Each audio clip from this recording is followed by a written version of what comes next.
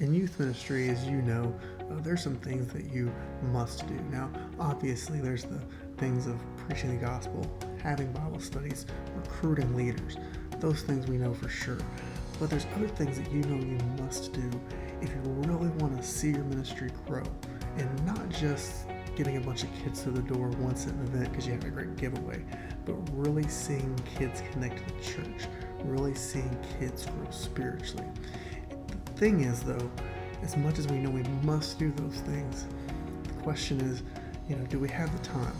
So for example, we know we should be taking attendance. When kids come in the door, we need to make sure we get them checked in. If we don't have their contact info, get that, preferably get some parent info as well, because connecting with the parents is a great way, not just to get them plugged in the church, but also is a great way to keep those kids plugged in if they're in a family situation where the parents are involved. We also need to be doing follow-up, email, text, phone calls, mailing postcards, mailing letters, telling them happy birthday. Those kinds of things let kids know that we care, that we are invested in them, and not only does it get them coming back and being a part of the church, but for those lost kids, it really lets them know, hey, there is someone out there that loves me, and again, you're showing them the love of God, that it's going to lead to them experiencing life change. And then we need to be looking at data. What happens if we take that attendance? And again, not just looking at a head count that we might turn in a staff meeting, but really going, okay, how many kids are coming and are they joining the church? Are those kids that are joining or coming, are they getting saved? Are they growing spiritually? Looking at, okay, there's this many schools in the area. Where do we have kids going to different schools, and where are there opportunities for us to be able to go out and make an impact, maybe partner with that school or invest in these kids more so they can make an impact on their campus? And all these things are great, and we know, we've read the books, we've been to the conferences, we know these are the kind of things that are going to cause us to see ministry transformation and spiritual life change in our students. But the issue again is time. For many of you, you get pulled in randomly to lead worship, or maybe you also are the worship leader. For some of you, youth ministry means birth through seniors, which is such a blessing. But again, that's a time constraint. I'm willing to bet for most of you, if there's something that plugs into the wall and it goes wrong, you are also tech support. You may be the web designer. So there's a lot of things going on that can be a struggle, with that time. And unfortunately, as much as anyone would love to say, hey, we're this magic formula that's going to give you all your time back, it just doesn't exist. There's no magic potion, there's no magic formula that's going to give you all your time back. But what you can do is maximize the time that you have. And so that's some of the tools that we built in. Being right where you are, having those time struggles, those time constraints, but going, what, we know there's some things that we need to do, some next steps we need to take as student ministers to really see our students experience life changing and have our ministry transformed. So how can we do that? We don't just want to accept there's a problem, we want to find a solution. And so a couple of things we've done. One, we've tried to make taking attendance super simple. So we do have a planner for those of you who like to plan ahead, and you can pre-create those events. You can actually put in attachments if you want to give leaders small group discussion questions, if you're going to lead a meeting, to provide that information. But we also have this take attendance screen. And what happens here is you can actually show up the night of your event, and I'm just going to call it midweek service. I'm sure you have a fun name for it.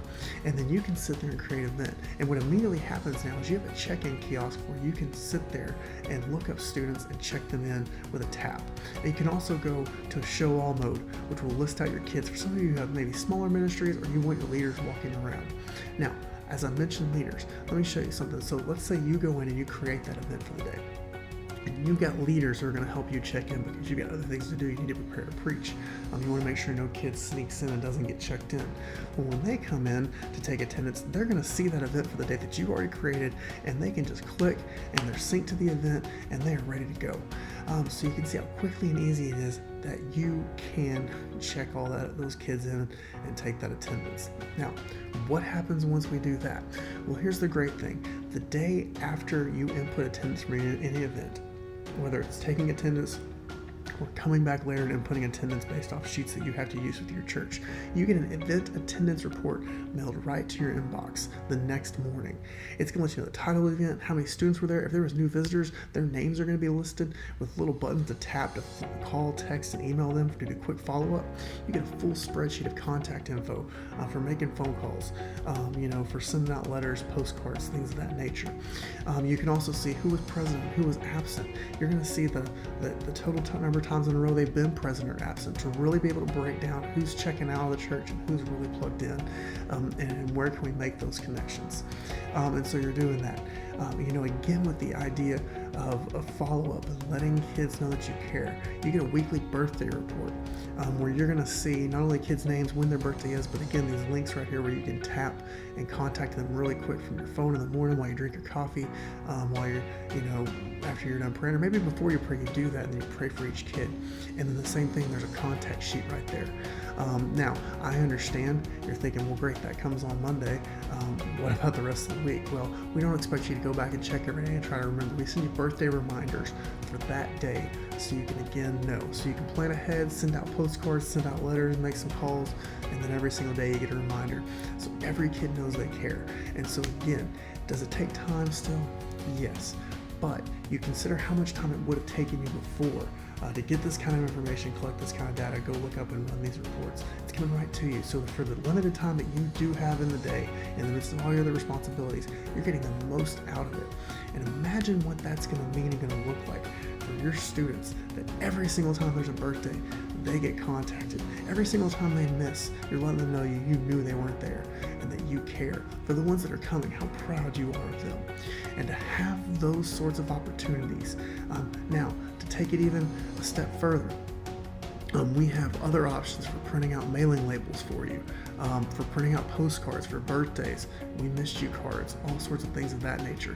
You also get some automation settings where you can actually automate not just that birthday report, but birthday postcards that are pre-addressed with a message with that kid's name in it that come to your inbox at the beginning of the week. And so that way, when you show up, you're ready to go and you're ready to start doing ministry. So again, there's some things that you would love to do in ministry because you know they're the things you need to do to see your ministry grow, to see students experience life change, to see more students come to Christ. And so we want to help you think big and be able to do those kinds of things in the time that you have, and help you to maximize and get the most out of every single day to make the maximum impact on this generation.